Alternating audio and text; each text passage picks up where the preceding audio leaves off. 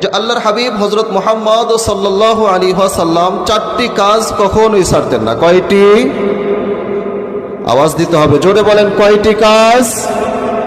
আল্লাহর হাবিব চারটি কাজ কখনোই ছাড়তেন না। সিয়াম আশুরা, এক নম্বর হচ্ছে আশুরার রোজা। আশুরার রোজা আল্লাহর হাবিব হযরত মুহাম্মদ সাল্লাল্লাহু আলাইহি ওয়াসাল্লাম কখনোই ছাড়তেন না। আশুরার রোজা আল্লাহর হাবিব সাল্লাল্লাহু আলাইহি ওয়াসাল্লাম কখনোই ছাড়তেন না। ওয়াল্লা আশারা, দুই নাম্বার হচ্ছে জিলহজ মাসের প্রথম 10 দিনের রোজা আল্লাহর হাবিব কখনোই ছাড়তেন না। ওয়াসিয়ামা সালাসাতা আইয়ামিন মিন কুল্লি শাহরিন, প্রত্যেক মাসের 3টা করে রোজা আল্লাহর হাবিব কখনোই ছাড়তেন না, যেটাকে আমরা বলি আইয়ামে বীজের রোজা।